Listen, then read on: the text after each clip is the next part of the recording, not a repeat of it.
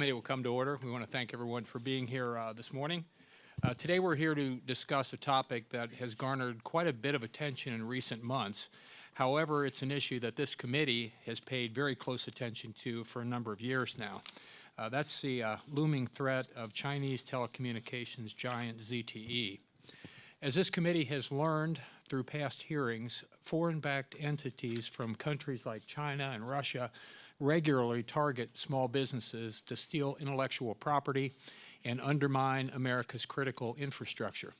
The FBI has already determined that foreign state actors pose a serious cyber threat to the telecommunications supply chain. It's also clear that many foreign nations are responsible for direct cyber attacks on the United States in an effort to steal intellectual property and sensitive personal information. In a report by our colleagues on the Intelligence Committee, U.S. businesses and cybersecurity experts have reported persistent attacks that could be traced back to China and were thought to be supported by the Chinese government. And studies from the Department of Defense have warned of the difficulties associated with defending against threats posed by foreign nations, stating that, quote, "The means and opportunity for nation-state adversaries are present throughout the supply chain and life cycle of software development," unquote. This is particularly troublesome for small businesses that not only rely on products from, but also engage in commerce with globalized telecommunications firms in countries like China. Hearings by this committee have shown that small businesses have become top targets for nefarious state-backed actors because they tend to be the softest targets. They have fewer resources to manage their information technology systems and respond to cybersecurity incidents, and they often lack the technical knowledge needed to assess the ever-evolving threats. Additionally, most businesses don't have a lot of money to throw around and thus may often purchase less expensive tech products, often produced by large Chinese firms. This is a recipe for disaster. Now, let me be clear, I don't believe for a minute that an American small business owner would purposely buy a product that puts their own operations at risk, let alone jeopardize our national security. However, the problem is that most small businesses won't even know that they're using a product or service that's been provided by a nefarious actor, nor should they. Their job is to run their business, employ hardworking Americans, and keep their customers happy. When we talk about existential threats to national security, and that is what ZTE is, and it's the federal government's job to protect Americans and American small businesses. That's exactly what happened in April of this year when ZTE was effectively banned from doing business in the U.S. After years of investigations and deliberations into the ZTE case, after ZTE was afforded its due process in this country, a favor, I might add, that usually goes unreturned to American companies in China, and after numerous second chances, the Trump administration rightfully made the decision to finally hold ZTE accountable, a move that many of our colleagues on both sides of the aisle applauded. Now we face the very real possibility that ZTE may be given yet another chance. Commerce Secretary Wilbur Ross announced earlier this month that a new agreement has been reached with ZTE, and after paying over $1 billion in penalties and forfeitures, the Bureau of Industry and Security will remove ZTE from the denied person list, and they can return to business as usual. Very concerned that this decision could ultimately put Americans at risk. ZTE has consistently lied to this administration, and it's reasonable to assume that it will do so again. Today's hearing will examine the threat posed by ZTE to American small businesses if ZTE is allowed to re-engage in the American economy. This is an important decision that impacts both our national security and our economic security, and I believe it demands much more attention than it has received so far. And I think we all look forward to hearing from our witnesses about this threat this morning and how we can better guard against any of those issues. And I would now like to yield to the ranking member for her opening statement. Thank you, Mr. Chairman, and thank you really for holding this critical hearing. As we have seen time and again, in this committee and in national headlines, cybersecurity affects every facet of our lives. To this day, many of us remain deeply troubled about how an adversarial foreign power influence our nation's 2016 election results and whether we will be prepared to prevent similar actions in the future. We have also heard in this committee time and again that small businesses are uniquely vulnerable to cyber attacks, whether it be from small-time cyber criminals or foreign powers intent on industrial sabotage, such as China and Russia. As one of the world's largest telecommunications equipment manufacturers, ZTE occupies a unique and dangerous space when it comes to many of these issues. An increasing number of consumer and business devices, like cars, appliances, communication networks, utilities, and phones, rely on smaller components manufactured by ZTE and other similar Chinese companies. The prevalence of ZTE's products is disturbing when we realize that the company has a history of being a national security threat to American interests. Concerns about ZTE back to 2012 and those issues continues today. That is why this administration must take that threat posed by ZTE and other Chinese companies seriously. Unfortunately, it appears that the president seems intent on weakening our security posture when it comes to responding to this threat. The government has previously taken some steps to protect itself in this area. In April, the Commerce Department banned U.S. companies from selling parts or providing services to ZTE, virtually shutting down the company.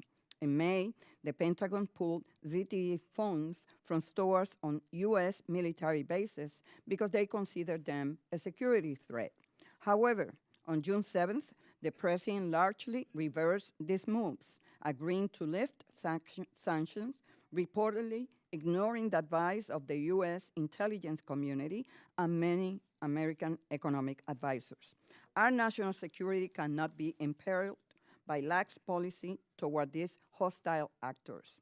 Where the administration is taking unacceptable risks, Congress must step forward to contend with these illicit Chinese government-backed enterprises. Fortunately, the first legislative steps have been taken to correct the administration's careless approach. The Senate recently approved an amendment to the National Defense Authorization Act that, if enacted, will reinstate sanctions, eliminating ZTE and Huawei access to U.S. suppliers. Sadly, President Trump is working with Senate Republicans to undermine this effort. Without such restrictions, these Chinese companies can have major and costly implications for small businesses and their ability to operate. And it is irresponsible to ignore this threat and undermine the very interest Congress is here to protect. Clearly, cybersecurity is central to protecting both our national and economic security. During today's hearing, we will explore the critical issues facing small businesses in cyberspace and the dangers they face when actors with ill intent are afforded unfettered access to U.S. markets. It is my hope that today's discussion helps shed light on how Congress can work to protect our small businesses and our countries from bad actors operating in cyberspace. I would like to thank the witnesses again for being here, and I yield back. Thank you. Thank you very much. Gentlelady yields back, and if committee members have opening statements prepared, we'd ask they be submitted for the record. And I'll take just a moment to explain our rules and lighting system here. We operate under the 5-minute rule. Each of you gets 5 minutes to testify. The lights are there to kind of assist you. The green light will be on for 4 minutes. The yellow light will be on for a minute, let you know that you're about time to wrap up. And then the red light will come on saying that your time's up. So if you could stay within those parameters, we'd greatly appreciate. We also apply those rules to ourselves, so we all get 5 minutes to ask questions as well. I'd now like to introduce our distinguished panel here this morning. We'll begin with Mr. David Linger, who has over 25 years of learning and success in bringing new technology and innovations to market through roles in engineering, product development, product management, and business development. Mr. Linger currently serves as the president and CTO of TechSolve, Inc., which happens to be in my home district in Cincinnati, Ohio. His team of experts has leveraged its deep-rooted knowledge in machining, data extraction, and the manufacturing process to translate emerging technologies into everyday manufacturing and business solutions for small businesses. And we welcome you here this morning, Mr. Linger. Our next witness will be Andy Kieser, who comes to us as a visiting fellow from the National Security Institute. Previously, Mr. Kieser served 14 years on Capitol Hill for former House Intelligence Committee Chairman Mike Rogers as Chief of Staff, Legislative Director handling Cybersecurity and Energy and Commerce Committee issues, and as Senior Advisor to the Intelligence Committee. And we welcome you here, Mr. Kieser. I'd now like to yield to the ranking member for the purpose of introducing our third and final witness. Thank you, Mr. Chairman. It is my pleasure to introduce Mr. Matthew Olsen, co-founder and president of IronNet Cybersecurity, a network security company in Maryland. Mr. Olsen is a graduate of the University of Virginia and Harvard Law. He began his distinguished career as a trial attorney for DOJ's Civil Rights Division and then as a federal prosecutor for the U.S. Attorney's Office for D.C., where he serves as the first director of the Office of National Security Division. Mr. Olsen has worked in the DOJ's National Security Division and went on to serve as the Associate Deputy Attorney General and as the General Counsel of the National Security Agency. In the Obama administration, he served as the director of the National Counterterrorism Center and is currently a member of the Homeland Security Advisory Council. Thank you for being here. Welcome. Thank you very much. Mr. Linger, you're recognized for 5 minutes. If you could turn the mic on there, that'd be great. Thanks. Thank you. Chairman Shabbat, Ranking Member Veliquez, and members of the committee, thank you for inviting me to testify this morning on behalf of U.S. small manufacturers regarding the impact of cyber attacks on this critical national asset. Only the government tops the manufacturing sector, followed by finance and healthcare, as the most targeted sector by cyber espionage. These aggressors are seeking to disrupt manufacturing not only through the stealing of intellectual property, but also the destruction of the U.S. supply chain by crippling them both financially and through attacks on their intelligent machines. Rebecca Taylor, Senior Vice President for the National Center for Manufacturing Sciences, stated, "Every manufacturer is at risk. It isn't a matter of if they will be targeted, it is a matter of when." A 2017 Ohio Manufacturing Extension Partnership survey of Ohio manufacturers revealed that only 12.5% of manufacturers responded that they understand what cybersecurity is and have worked to protect their machines, intellectual property, and IT systems, and only 4.5% have undergone a cybersecurity assessment. According to 2015 census data, the vast majority of manufacturers are very small. Of the 250,000 firms in the U.S. manufacturing sector, only 1.5% of those manufacturers have greater than 500 employees. 188,000 have less than 25 employees. As president of TechSolve, I have a very unique perspective on the devastation these cyber attacks have caused on our customers. I'm here today to share the story of one such manufacturing company that has experienced these attacks and exemplifies the risks a majority of these manufacturers face on a 24/7 basis. To Tony Strobel, president of Cincinnati Crane and Hoist, these cyber attacks are a war on his company and his employees. Cincinnati Crane is a very small 20-person company based in Southwest Ohio that supplies turnkey crane systems, parts, and services. Cincinnati Crane is a veteran-owned business that has seen growth of more than 400% in the last 3 years and was awarded the U.S. Department of Commerce Export Achievement Award in 2017. Earlier this year, Tony's company was a victim of a social engineering, or more specifically a spear phishing campaign that contained malicious macros that breached their email system, went undetected for an uncertain amount of time, embedded hidden folders within Office 365, spoofed legitimate invoices that were being emailed to Cincinnati Crane customers, replaced those invoices with bogus invoices providing false banking information that ultimately siphoned over $200,000 from his customers. When the Cincinnati Crane invoices had aged 30 days and the collection calls were made, customer after customer told Cincinnati Crane that they had already paid their invoices. The $200,000 that was stolen from Cincinnati Crane is now unrecoverable according to the FBI. Due to Cincinnati Crane's current financial standing, Tony had to make the devastating decision to lay off 4 of his employees, 20% of the company. Not only has this cyber war affected those families, but it has severely hampered Tony's ability to complete customer orders, grow, and innovate. Cincinnati Crane's customers are afraid to conduct business with Tony. Not only are they concerned about sensitive drawings and corporate data that they have shared with Tony's project managers, but they are also afraid to open emails, correspondence, even making payments electronically with Cincinnati Crane. Even though TechSolve and its IT subcontractors have scrubbed their systems and are working on long-term cybersecurity policies and procedures through remediation and adaptation of the NIST spec 80171 cyber controls, the effects of these cyber attacks have continued to threaten his long-term viability.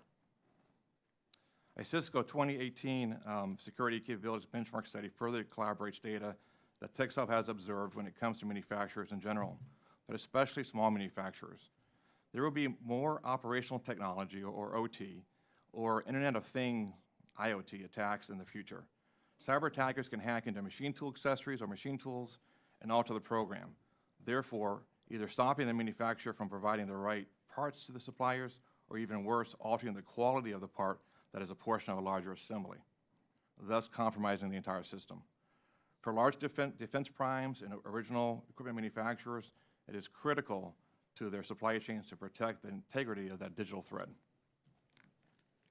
There are a number of ways to entice companies to begin implementing cybersecurity best practices, and the DoD has done a great job by leading the way in establishing one method, regulation through current DFARS and NIST spec 80171, and these controls. The current shortcoming is a lack of validation testing. TechSolve is working with several manufacturing companies that are conducting business with DoD.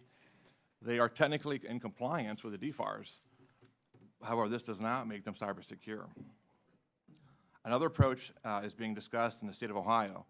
The Attorney General is working with the Ohio Senate in-house on former Senate Bill 220.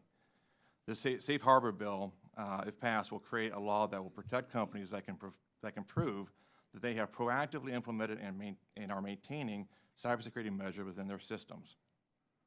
Research conducted by the National Cybersecurity Alliance states that there was a 600% increase in IoT attacks from 2016 to 2017, and that the #1 country of origin is China at 21%.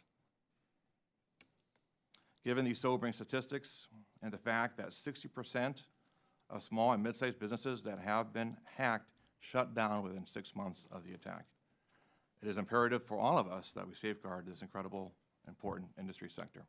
Thank you. Thank you very much. Mr. Kieser, you're recognized for 5 minutes. Thank you, Mr. Chairman, Ranking Member Velasquez, distinguished members of the committee. If you'll forgive me, I'm used to sitting in the back along with these guys as a staffer, not in direct line of fire to you guys, so go easy on me, but pleasure to be here. I'll start with a story that I think you all will immediately relate to. My former boss, as you mentioned, Chairman Mike Rogers, first became interested in the activities of ZTE and Huawei, not because he was a former Army officer, because he was a former FBI agent, or even because he was on the Intelligence Committee. He actually got interested in those companies because a Michigan company, similar to Mr. Linger here, from Ohio, came to him with a problem. So as all of you would do, he listened to that small business owner very carefully. What he was doing was building cell towers out in sort of the hinterlands of Michigan, out in the thumb, as we would call it. And he found companies, Chinese companies, were coming in at a price that was astonishing to him. So he would offer a bid, and these companies, Huawei and ZTE, would come in not just below his bid, but below the cost of what the materials were to build the towers. So that got a former FBI agent thinking, why on earth would these companies be doing that? More on that later. As I don't need to remind this room, small business is the lifeblood of the economy. 2 out of every 3 new private sector jobs are created by small business. It's inherently creative, resilient, and able to adapt quickly to market conditions. But one thing it's not able to do is respond to nation-state attacks, aggressive, unrelenting international espionage, or theft of trade secrets. Those are exactly the challenges presented by ZTE and Huawei. Little history on China, I think, is important for the committee. For thousands of years, China, of course, viewed itself as superior to all other world powers. Following a self-described century of humiliation resulting from imperialist incursions from the West and Japan, it now seeks a return to that perch. Under the consolidated leadership of President Xi Jinping, newly pronounced president for life, China intends to become a global economic, military, and technological leader, rivaling or surpassing the United States really in the next 10 to 15 years. There's some troubling indicators to this. The Chinese GDP is scheduled to surpass that of the United States by 2029. The Chinese military is rapidly modernizing, and they're directly aiming their capabilities at U.S. strengths. That includes cyber, sea power, and space. Part of their grand vision, of course, includes the Made in China 2025 strategic plan, where they will become the world's leader in high-tech fields, squarely within the expertise of ZTE and Huawei. Those two companies that we're discussing today are working fast to put Western vendors out of business to secure market dominance. In just 7 years, Huawei has actually gone from an afterthought with poorly functioning equipment and only 10% market share to the top position in lucrative business like LTE radio. Excluding the United States, Huawei actually has a 38% total market share globally. By investing heavily in R&D, which they are doing, but perhaps more concerningly, by stealing their way to some innovation, they've achieved this market position. Huawei has admitted to stealing router products, secrets from Cisco, all the way down to the typos in the manual. Huawei apparently has stolen the design for the iPhone right down to the last screw. As mentioned earlier, I worked on the House Intelligence Committee, and we issued a report back in 2012. Many of those findings still hold true to this day. In 2012, the report stated the risks associated with Huawei and ZTE's provision of equipment to U.S. critical infrastructure could undermine core U.S. national security interests. Perhaps more relevant to this committee, the report suggested the risks associated with doing business with either ZTE or Huawei for equipment or services were certainly not recommended. We can discuss the denial order by the Commerce Department in some detail, but it was pretty hard-hitting. Among other things, specifically to ZTE, the Commerce Department stated that ZTE demonstrated a pattern of deception, false statements, and repeated violations. In fact, they admitted to committing 380 violations and engaged in an elaborate scheme to prevent disclosure to the U.S. government. Look forward to getting into some of the more details in Q&A, but Chairman Rogers and Ranking Member Ruppersberger at the time teamed up again to write an op-ed in the Wall Street Journal earlier this year, which called the threat from ZTE a clear and present danger to U.S. national security. I agree completely with this and encourage this body and the rest of the Hill to respond accordingly. Thank you very much for the time. Thank you very much, Mr. Kieser. Mr. Olsen, you're recognized for 5 minutes. Yeah, thank you, Mr. Chairman and Ranking Member Velasquez and members of the committee. I really appreciate the opportunity to be here for this important hearing, and I would like to commend the committee for addressing this issue, particularly in light of the cybersecurity and intelligence challenges facing the country. And at the outset, I would also like to recognize the important work of this committee in promoting cybersecurity more broadly for our nation's small business community. You've done some really important work. In my brief statement, I'll first just describe the overall cybersecurity threat landscape, focusing in particular on the threat from China, and then I'll discuss in particular the risks posed by ZTE as a Chinese-backed enterprise to our national security. First, as the committee is well aware, small businesses are at the forefront of our ongoing digital revolution, and this is because small businesses have the agility and flexibility to create new products and to capitalize on advances in technology. But with these advances in technology, there has been a related and really alarming trend in the scope and impact of cyber attacks. Such attacks now encompass both disruptive and destructive type of attacks on both our public and private sector networks, as Mr. Linger and Mr. Kieser have both addressed. In addition to these types of attacks, disruptive and destructive, the threat landscape is also marked by massive data breaches. Most concerning is the use of ransomware. We've seen an increase in ransomware, particularly hitting small businesses over the past few years. and these have hit hospitals, educational institutions, and manufacturing companies. Beyond these attacks, the threat landscape also includes the ongoing theft of intellectual property. And again, Mr. Kieser talked, I think, quite persuasively about that. You know, from a broader perspective, it's important to recognize that as a free society, we remain just vulnerable to asymmetric attacks, whether that's from terrorist organizations in the United States or from cyber-enabled attacks from a range of actors online. Nation-states have long sought access to the critical systems of other nations for espionage, and we're seeing an expansion from these traditional activities to more aggressive, and as I said, destructive attacks from nation-states. Now, just looking at China in particular, our intelligence officials have repeatedly singled out China as one of the small number of nations around the world that pose the greatest threat to us in cyber. In the worldwide assessment, the Director of National Intelligence said that China will continue to use cyber espionage and bolster cyber attack capabilities to support national security priorities. That was just in February of this year. And while the overall volume of attacks from Chinese government actors diminished right after 2015, there was a bilateral agreement between the United States and China.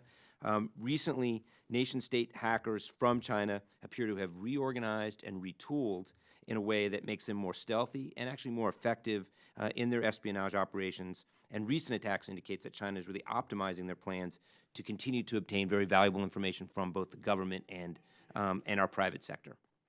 All right, so turning from China and the cyber threat landscape to ZTE in particular, in the authoritative report from 2012 that Mr. Kieser referenced from the House Intelligence Committee, there I think is, again, that remains the touchstone for any review of Huawei and ZTE. The committee concluded that based on both classified and unclassified information, Huawei and ZTE, I quote, cannot be trusted to be free of foreign state influence and thus pose a security threat to the United States and to our systems. And now more recently, just this past year, intelligence leaders reaffirmed in testimony to Congress that ZTE poses a threat to our national security. In February, all of the intelligence community heads unanimously found or recommended that we avoid technology products from both ZTE and Huawei.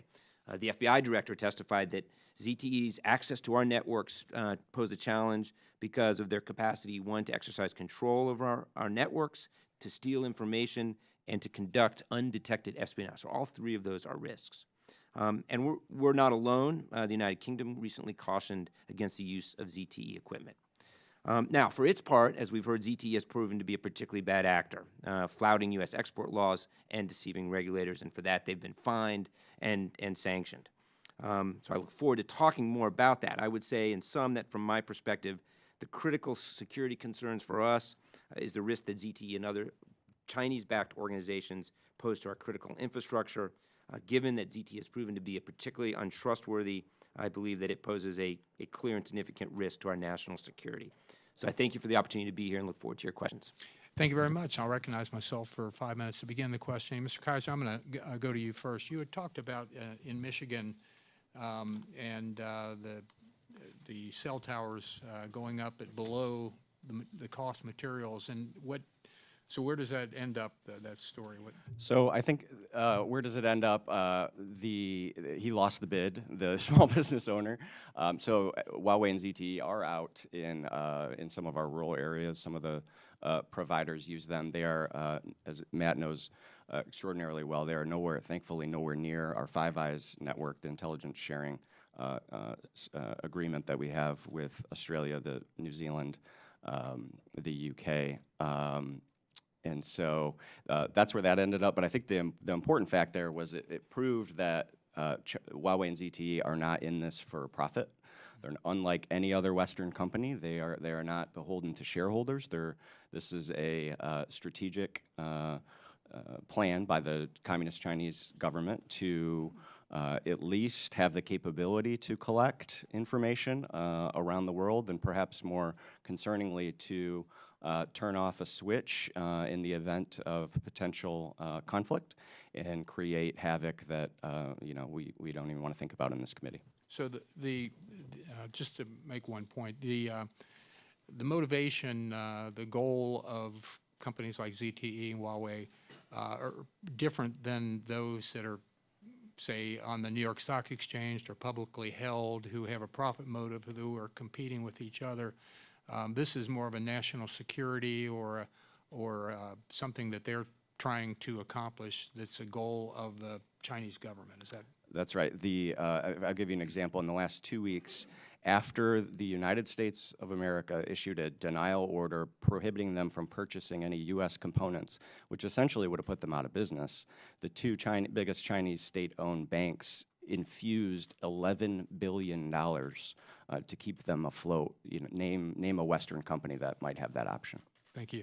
Mr. Olsen, let me ask you a question. Do you believe that ZTE is a threat to America's small businesses? Is it something that they should be concerned about as well? And if so, why? I absolutely do. If you could turn the mic on there. Yes, I absolutely do believe that ZTE poses a threat, more broadly, but also in particular to America's small businesses. The key, I think, is, as we've started to address, is that as a Chinese-backed company, it essentially is in a position to advance the national interests of China. And we've seen from the broader features of China and how it's acted in cybersecurity, in the cyber landscape, stealing information from the United States.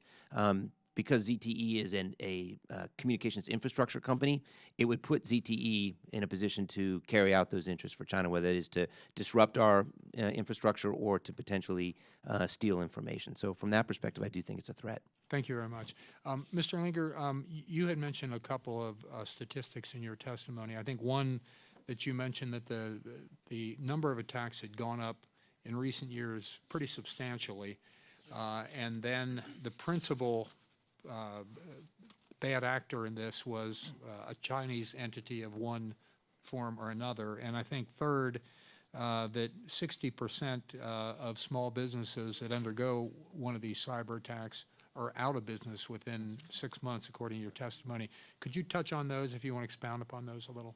Yeah, I think a bit of a perfect storm is you have the sophistication of the attacks and the hackers combined with this move to digital manufacturing, this move to Internet of Things, where now more and more information is on the systems in the shop. You know, and now those are not protected. That is now vulnerable, and that's where we're seeing an increase, even if a company is protecting their front office, if you will, they may not be protecting all the designs and the models and the data that's on their machines, and that's what's happening.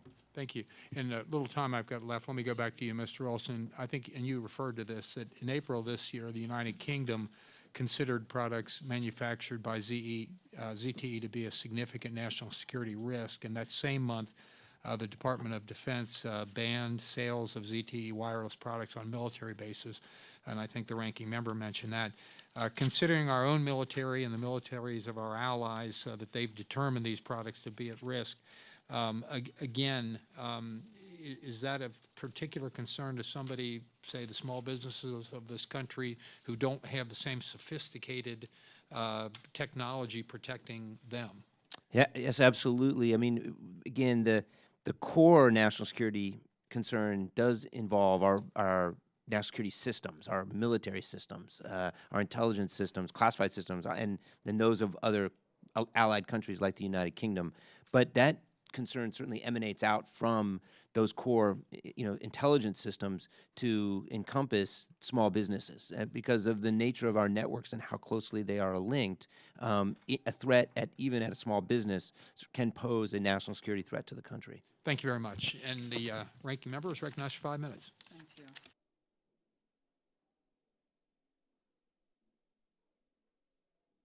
Mr. Olsen, we know that companies like ZTE and Huawei have the capacity to maliciously modify or steal information and conduct undetected espionage, have a large global presence.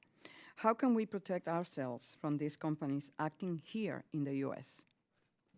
So I think in the instance of Huawei and ZTE, what we've seen is we've actually seen government action to help protect the country. The sanctions regime that is in existence for protecting our interests in terms of how our technology is shared around the world, that's part of the regime that ZTE violated, and in selling products that contained U.S. products to Iran and North Korea. Admittedly, it violated those. So in the enforcement of those sanctions regimes is one way that we can protect ourselves. We certainly can protect ourselves by imposing limitations on, at a government level, government agencies, military, our U.S. military, as we've seen purchasing those products because of the risk that they pose. But I think, I would say two more things. One, better, and again, Mr. Linger discussed this, the hardening of our cybersecurity, because the threat comes from these companies, but it comes much more broadly than that, so that small businesses need to up their game when it comes to cybersecurity. And then fourth, again, just the work of this committee and Congress in bringing attention to this issue. But isn't it a really bad proposition when we are taking all these steps, but at the same time, the administration is sending a different message? So, we are warning them that we are watching, but then on the other hand, we are saying we're going to do everything we can to help them. Yes, I would say, I would tend to align my views with those of more recently expressed by Senator Warner and Senator Rubio in a bipartisan expression of their view about where we should be with respect to ZTE and the imposition of sanctions. I do think that ZTE in particular has proven itself to be not trustworthy, both in the sanctions violations, but also directly in their statements, which turned out to be false to the U.S. government during those negotiations and the settlement. Thank you.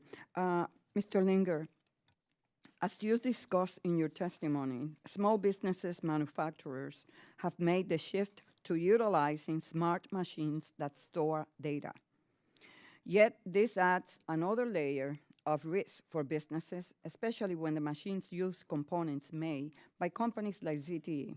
Can you describe how this backdoor access can be used nefariously, and what steps small manufacturers can take to protect themselves? That's a great question. I think certainly as companies, manufacturers, and small manufacturers, for them to compete, nationally and internationally, they've got to up their game in terms of the digital manufacturing. They've got to be connected. They have to gain all the efficiencies that's available when all the machines are connected and talking to one another, and real-time data is being used to drive that production side, right? That's what's driving this use of information real-time on the plant floor. But to your point, now you're exposed, right? Now, Right. So you have to connect all the data and then have to protect at the same time. And so much of it is awareness and understanding that data is there and it's vulnerable, and to put the technology and actions in place to protect it. Thank you. Mr. Kieser, in your testimony, you brought up the concern that Chinese-backed companies can undercut independent American-owned small companies. What is at risk when small businesses are competing with government-backed competition? Right. Good question. I think it's impossible for them to do. Right. You have this massive theft and of intellectual property. You also have forced technology transfer that the Chinese participate in. All of this undermines U.S. companies' ability to innovate, create jobs, come up with the next fancy gizmo we might be carrying in our pockets, and that just makes it harder for them to pull that off. Thank you. Mr. Olsen, you noted that ZTE reportedly has about 75,000 employees and operates in more than 160 countries. What does ZTE's operation look like in the U.S., and how many of those 75,000 employees are in the United States? So I know that from reports that ZTE has focused its cell phone sales in developing countries primarily, so outside the United States. But it does have a substantial presence here, and that is, that's partly the concern. I don't have a specific number on the Thank employees. You. I yield back. Thank you. Gentlelady yields back. The gentleman from Iowa, Mr. Blum, who's the chairman of the Subcommittee on Agriculture, Energy, and Trade, is recognized 5 minutes. Thank you, Chairman Shabbat. Thank you for our witnesses for being here today. And Mr. Chairman, I've noticed lately we've had a lot of witnesses from Cincinnati, Ohio. Is that a coincidence? They're just the best witnesses, Now, we love all our witnesses from all over the country. I'd like to talk for a few minutes about the cloud. I know increasingly small businesses are moving to the cloud. The president of my small business just informed me a couple of weeks ago that we're going to the cloud. One of the concern, and our Department of Defense, I believe, is going to the cloud. Is cloud-based computing more secure or less secure, particularly for small businesses? It's kind of a nebulous thing, and I'm really curious to what your answers are on this. So anyone that or all that want to take a shot at this, please go ahead.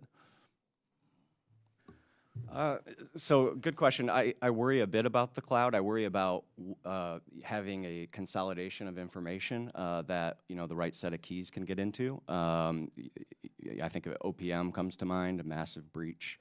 I worry about the Pentagon coming up with one giant cloud to house all of its unclassified information. I'm actually skeptical they'll be able to pull that off. Actually, most Fortune 500 companies have an average of 8 clouds. So you might have a Microsoft cloud running your Outlook and your Office applications. You might have... Is that due to security concerns? It's due to functionality, typically, actually. So I worry a little bit about that, but curious if Matt has a different view. So I share your concerns there, and I work in a technology firm, and one of the engineers in my company has a sign on above his computer. It says, "There's no such thing as the cloud. It's just someone else's computer." That's great. To sort of make the point that it really depends, and this security in the cloud is only as safe as the cloud-based security. Now, there are some efficiencies that can be gained from a security perspective where the data is together, and if you're in a very secure cloud environment, that can be more secure than having information spread out on a number of insecure nodes or laptops or computers, right? So there are some potential advantages. Certainly, there are other functionality advantages to having applications run in the cloud that companies are increasingly taking advantage of. So the last thing I would just say is security in the cloud is a critical issue because, as you point out, sir, this is a trend that is going to continue, that we are going to continue to see migration to the cloud. The government is doing it, the private sector is doing it. How secure is the cloud? How secure is it? Well, again, some companies are very secure. The major companies that Some are not. that have moved directly into the cloud, I think, are secure. The government itself is working with Amazon, for example, in the intelligence community. So they have managed to obviously make that secure enough to work for the intelligence community. But a small company going to a cloud provider could be opening themselves up if that provider cuts corners, and particularly on security, correct? I think that's right. I think that's why it's so important to be vigilant, regardless of where you keep your data and your applications.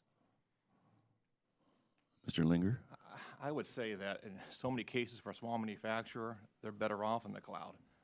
The security measures there are immensely better than what they have on their one server in the back room of their shop. Now, obviously, if they're doing the things right, maybe you wouldn't say that, but I would say 80% of the companies that I see are so insecure in how they handle their data on their plant floor that the cloud is safer. And that may change over time. Thank you for that. This is a very simple question. Should ZTE be banned from doing business in the United States? Let's not worry about what the administration's doing. Just what's your opinion?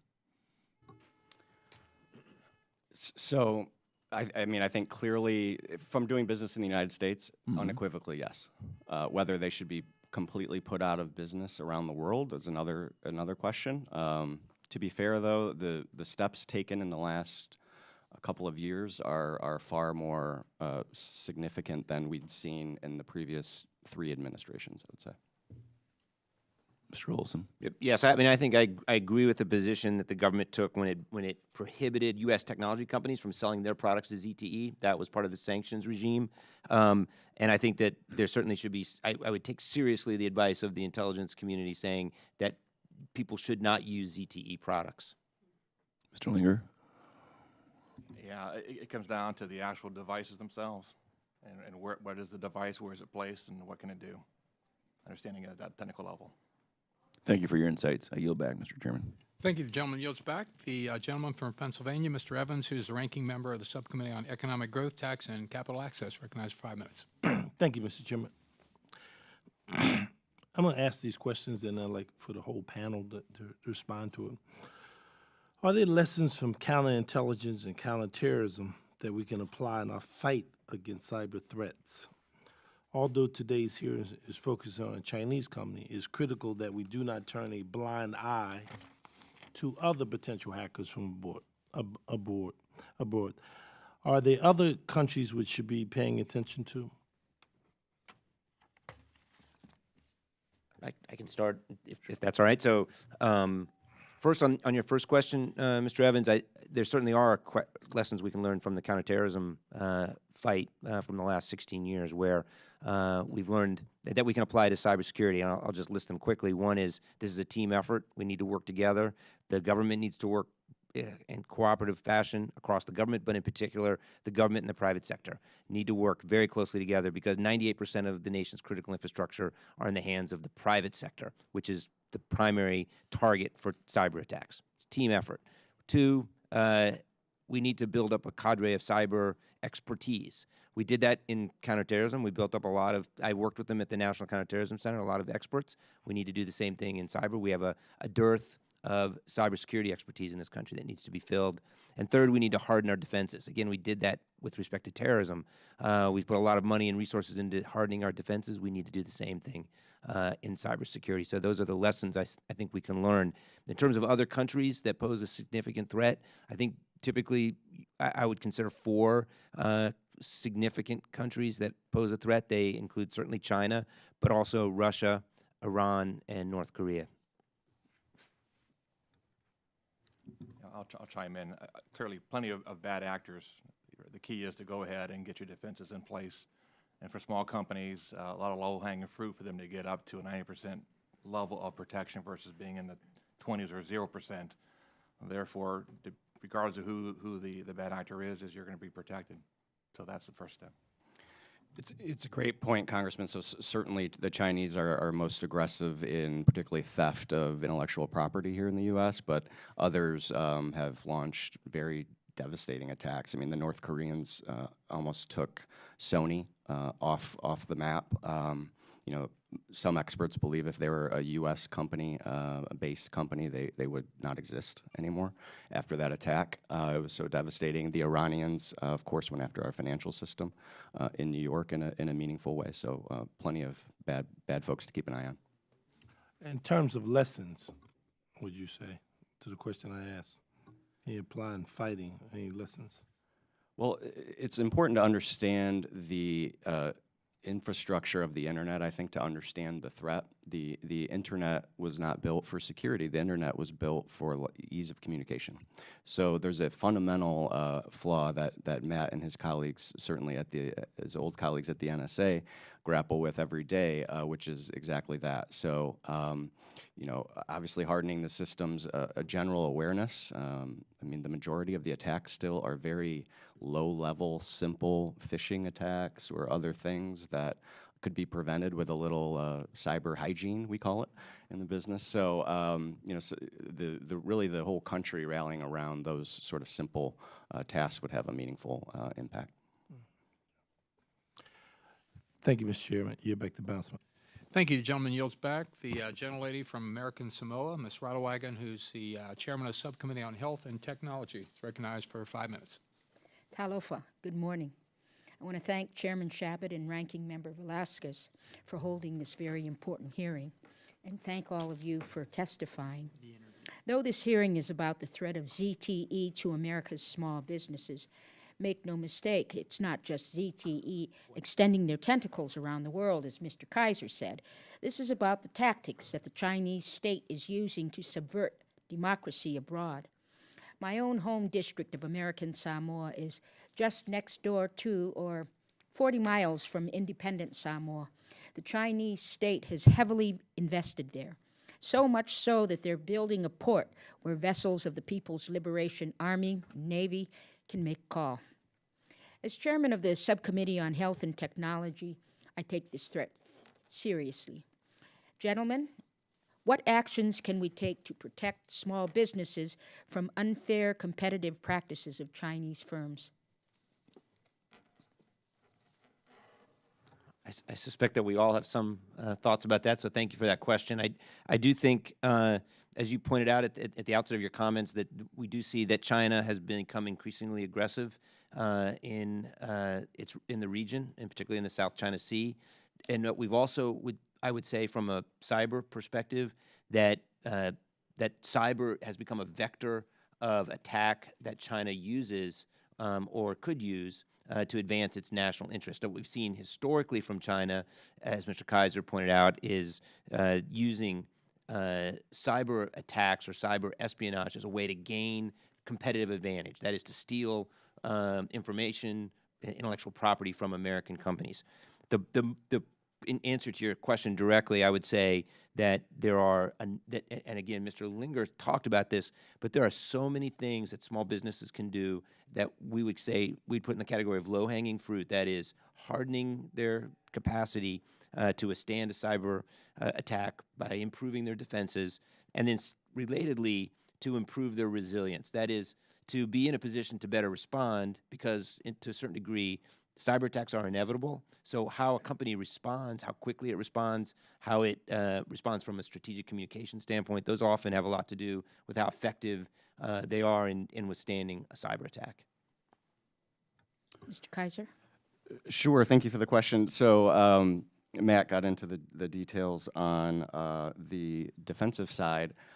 A couple important things have happened in recent years. Under the Obama administration, they first issued indictments of Chinese PLA officers, People's Liberation Army officers, who were involved in the actual theft of American intellectual property, which, you know, sent, of course, you're never going to get them in a U.S. court, but it sent a pretty important signal that we're not just going to sit back and tolerate that.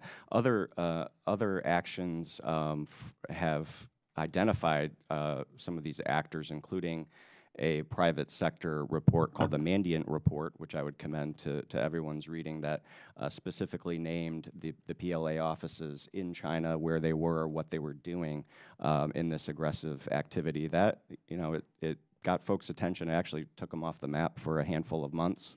They, of course, rebranded and went back to their old ways. But, you know, nonetheless, actions like that I think are important. I think this ZTE action is very significant. I mean, you took a top 5 telecommunications company in the world off the map. Now, we might throw them a lifeline here, but Congress, I think, is going to have the last say on that. I think some of us up here are hoping. Anyway. Yes, thank you for the question. I think Mr. Olsen hit it nail on the head. It's in the planning. Doing you're planning for cyber attack just as though you're planning your company's budget for the year or your annual strategic planning. It's something you just have to do. Be diligent on it, having a plan in place so that if an attack occurs, you know how to respond to it. Thank you, Mr. Chairman. I yield back. Thank you very much. Gentlelady yields back. The gentlelady from North Carolina, Ms. Adams, who's a rank member of Subcommittee on Investigations, Oversight, and Regulations, recognized for 5 minutes. Thank you, Mr. Chairman. Thank you, Madam Ranking Chair. If I could just take a moment and introduce 3 students who are interning, Jamia Booker, North Carolina, all from Carolina, let me say. Jamia's from JCSU in my district. Jasmine Carruthers, South Carolina, CBC intern, and Tony Watlington from North Carolina A&T, where I went to school.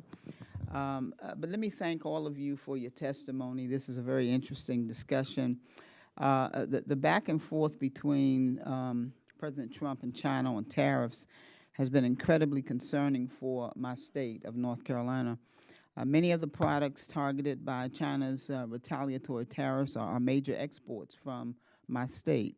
A large part of Trump's stated reasoning for initiating this potential trade war with China was their intellectual property policies, but a deal on ZTE now seems to be a key part of these negotiations.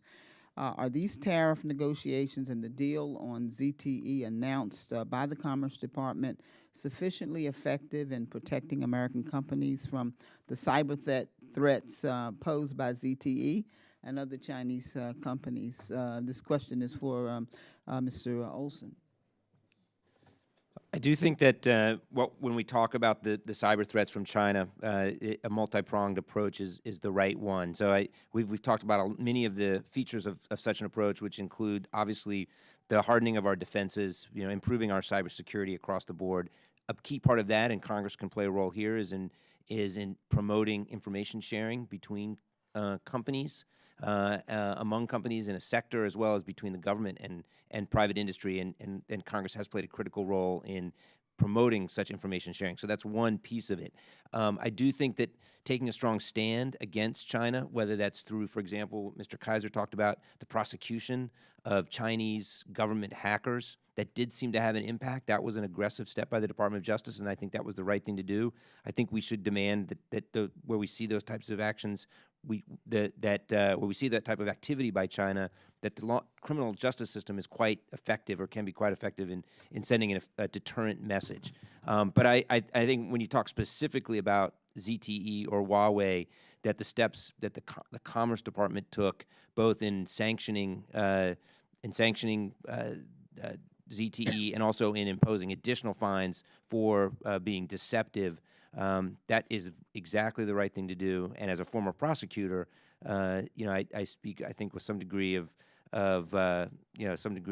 understanding of how important it is when a company during the course of negotiations is deceptive and lies to the government, then you cannot allow that to go forward. Thank you. One of the challenges for small businesses in this space is the cost of implementing a cybersecurity plan. Unfortunately, we know that minority-owned small businesses are more likely to face obstacles like difficulty accessing capital. How can Congress ensure that we're inclusive of minority-owned and disadvantaged small businesses, and any policies that we implement to encourage small businesses to invest in cybersecurity? Ms. Olsen? Investment in cybersecurity is a challenge across the board. I think Mr. Linger talked about how it needs to be part of a risk management and strategic plan for every company. And it's very hard, in particular for small companies who have so many demands on their limited resources, to take the steps necessary to invest in security, particularly cybersecurity, because the risk is not well understood. And the really sobering fact is that even our biggest and strongest companies are really no match for a nation state, a determined nation state. So I think that the challenge is one that companies face across the board. Thank you. Mr. Linger, let me quickly ask you about common mistakes that small businesses make in their approach to cybersecurity, and how they can be avoided. We've got about 36 seconds. Sure, thank you. No, it's just doing the basics, just having the strong, password policy across the company, protecting their servers. So many of these companies, they're small, and they really need to put about $50,000 down on hardware and software and continuous monitoring of their systems to be protected. They've got to just try to plan for this. But that's the issue. Some of it can be done internally with policy, but a lot of it does require some technology and monitoring. Thank you very much. Mr. Chair, I yield back. Thank you. Gentlelady yields back. The gentleman from Utah, Mr. Curtis, is recognized for 5 minutes. Thank you, Mr. Chairman and Ranking Member. This is a really important hearing, and I'm grateful that you've put this together, and I appreciate our witnesses that have come to be part of this. Over the last several years, and particularly the last few months, we've witnessed foreign actors taking steps to infiltrate America's infrastructure and weaken our national security. Utah, where I'm from, is a great state of innovation and nationally recognized for our tech community, and has been instrumental in the great economic development the tech community has in our state. However, with all these impressive innovations comes risks. More than ever before, criminals are targeting our computer networks and technology infrastructure and stealing proprietary information. In fact, Utah state government's own network sees an average of 5 million attacks every month. Small businesses are not immune from cyber attacks, and as we've heard here today, are actually more likely to be targeted because they lack the resources. As a former small business owner, I understand that many small businesses don't have an IT department. Mr. Linger, I hear you say $50,000, and that's just insurmountable for many small businesses. Matter of fact, usually the owner or the family members take that IT hat and try to deal with this problem. Because of this, I'm proud to co-sponsor and be a supporter of the Chairman's Small Business Cybersecurity Enhancement Bill that will give small businesses better access to defensive measures to defend against cyber attacks. So my question for the three of you is, what is the very most important thing that we can be doing to help these small businesses here in Congress and protect them from the bad actors like ZTE and others? Mr. Linger, let's start with you. Yeah, any support that you can provide for those small businesses, it's so critical. I mean, it is a significant investment that they don't have. And to your point, oftentimes their IT department is the owner's son who's in high school, right? I mean, that is, you see that It's again, reality. again and again, yes. So any measure that can be flow down to help them with those systems is imperative. A couple things that haven't been mentioned. Mr. Olsen touched on information sharing. So Congress did pass a law a couple of years ago to encourage classified threat information to be shared, mainly with the ISPs, the internet service providers, that would essentially patch, known vulnerabilities, so the small business owners would be the beneficiary of that, but of course might never see it because it would happen upstream. So that's one. Another important one that Congresswoman Adams mentioned is the educational component. So training the next generation of sort of cyber warriors, and they don't always need a 4 or 8 year computer science degree, but maybe a 2-year degree, and just understanding the basic blocking and tackling of cybersecurity is another area I think that Congress could look at. Thank you.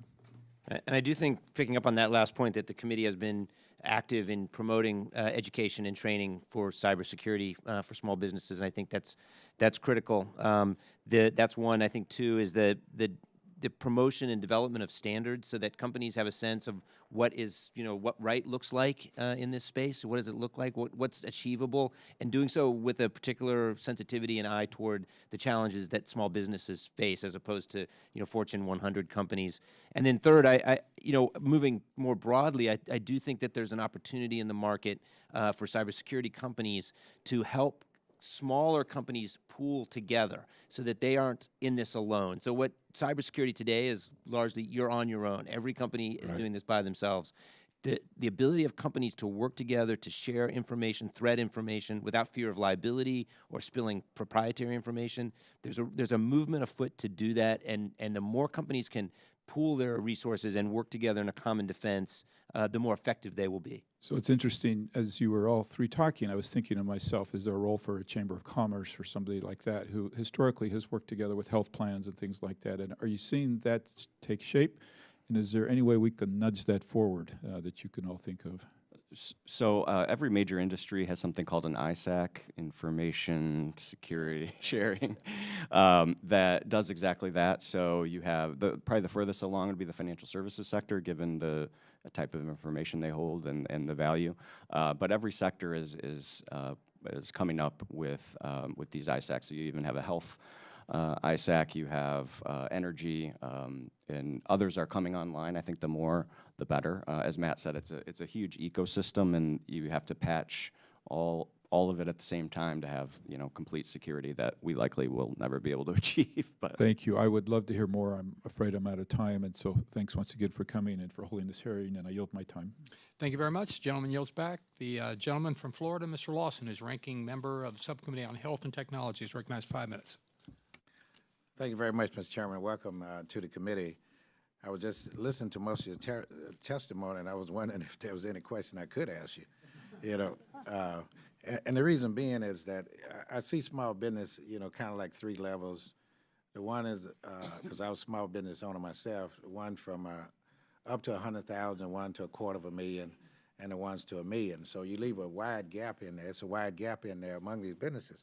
And so, and I was just trying to think from your standpoint here in the testimony this morning, I guess it's afternoon now, but what, and the question may be more appropriate for the Justice Department, but what modification can the federal level, at the federal level, can be made to protect our cyber system from hacking from companies like ZTE? And maybe you might want to comment on that because, at some of the levels I dealt with, they don't know anything about cybersecurity.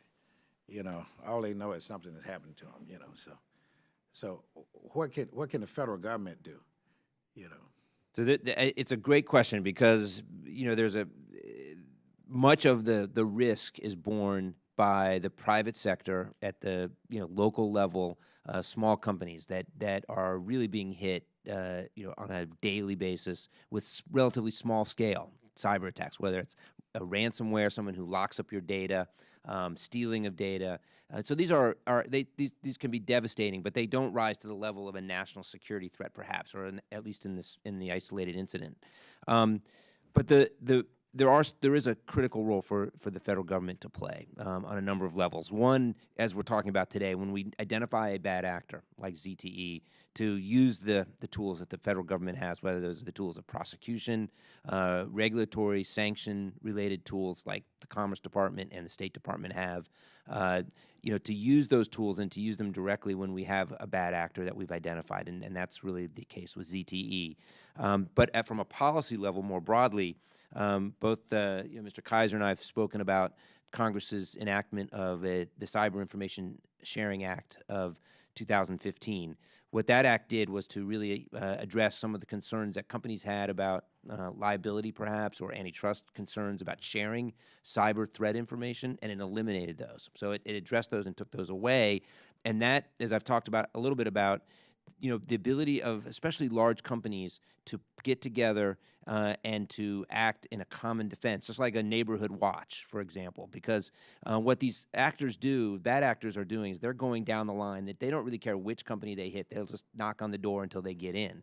And so if you're only acting by yourself, you're vulnerable. But if companies share information, if they see something, they can share that quickly in a way that can protect them, then they're going to be much better protected. And Congress can play a real important role from a policy perspective in encouraging that. Kaiser. One thing to think about, I think there, as you mentioned, the different size companies is an important point. You have some small firms that are huge targets for espionage, particularly law firms, tax firms that might be small and fit those small categories you mentioned, but hold awfully important information. I mean, we've seen cases of the Chinese getting into a law firm, stealing their information because they were active in a bid or in a merger or an acquisition, and they wanted that information to use to undercut the bid. So you see different aspects of that. There is a line though in cybersecurity that goes something like this. There are companies that have been hacked by the Chinese and know it, and then there are companies that have been hacked by the Chinese and don't know it. Wow. Yeah, I would just reiterate, it's that supply chain. So those larger companies are going to have more in terms of protection, but they're going to find the weakest link somewhere down the supply chain. There's going to be a small manufacturer that makes a critical component that they're very good at producing, and those are the ones that are going to be targeted. So sharing that information across that board, supporting those larger companies to give those best practices down to the smaller companies is a way to help make the entire supply chain safe, secure. Okay, and I don't have much time, but Mr. Olsen, since you've been a prosecutor, are we hacking anybody? I mean, if you don't want to answer, I can understand. We're not like the Chinese. And that might not have been an unfair question. With that, Mr. Chairman, I need to yield back. Thank you very much. The gentleman yields back. I think that concludes on both sides. We want to thank our very distinguished panel for being here today. As you know, this committee is responsible for doing everything it possibly can to help small businesses and to protect them. And they continue to be targets for cyber attacks. And the ranking member and I have worked on legislation on this to help to protect. And, for example, it has the SBICs using best practices out there to educate the small business communities what they can do to protect themselves. But it's still a dangerous world out there. And as you all mentioned, you've got North Korea, you've got Iran, Russia, and especially China constantly. The gentleman from Utah mentioned 5,000 attacks in his state in 1 month. So it's incredible what they have to put up with. So thank you for helping us and especially drawing attention to ZTE and Huawei and what they've been doing and how our country needs to do everything possible to protect ourselves from them in particular. And then finally, I just would note, you mentioned Sony and the attack on them. If my recollection serves me, I think, wasn't that in response to a movie? It was, I think, The Interview, Seth Rogen and James Franco, I felt it was my patriotic duty to see the movie, which I did, if for no other reason than to annoy Kim Jong-un. So, but we do appreciate you mentioning that, and I'm certainly glad they did survive that, because it was a serious attack.